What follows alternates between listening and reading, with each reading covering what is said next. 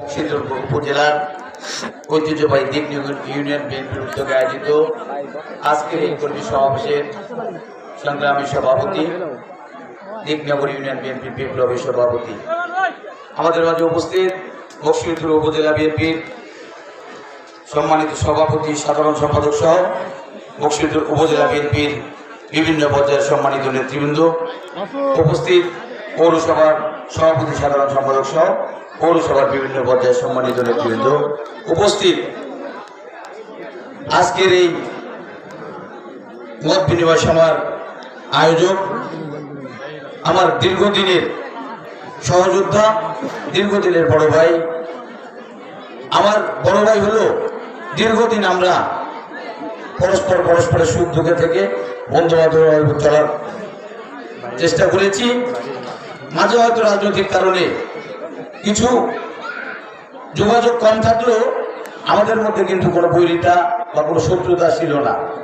আমার সেই প্রিয় ভাই, আপনাদের এই দিকনগরের সাবেক চেয়ারম্যান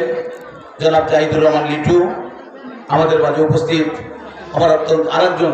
শ্রদ্ধাভাজন বড় ভাই, শ্রদ্ধাভাজন মুরব্বী জনাব আজিজ মাস্টার, উপস্থিত আমার সামনে এই দিকনগরের প্রাণ জাতীয়তাবাদী পরিবারের সূর্য সৈনিকেরা, সবাইকে জানাই আমি আমার ব্যক্তিগত পক্ষ থেকে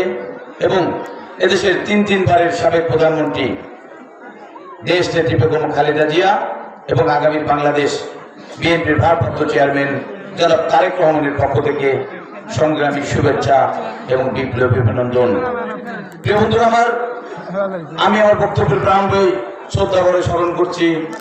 মহান স্বাধীনতার ঘোষক, বহুদলীয় গণতন্ত্রের প্রবক্তা শহীদ রাষ্ট্রপতি জিয়াউর রহমানকে। আমি আমার বক্তব্যের প্রারম্ভেই আপনাদের কাছে বিনীতভাবে অনুরোধ করছি, আমার প্রিয় নেত্রী, গণতন্ত্রের মা, যে নেত্রী রাজনীতি আমরা করি, যে নেত্রী তার জীবনে কোনোদিন কোনো জাতীয় নির্বাচনে পরাজিত হয়নি, বাংলাদেশের মা, আমাদের প্রিয় নেত্রী, সাবেক প্রধানমন্ত্রী দেশ নেত্রী বেগম খালেদা জিয়া আজকে মৃত্যু শয্যায় শায়িত।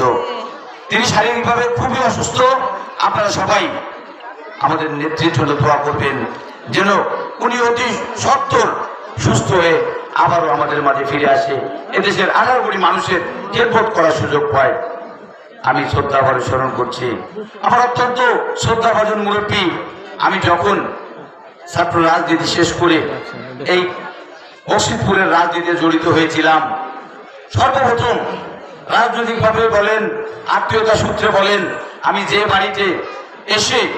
একবেলা খাওয়ার সুযোগ হয়েছিল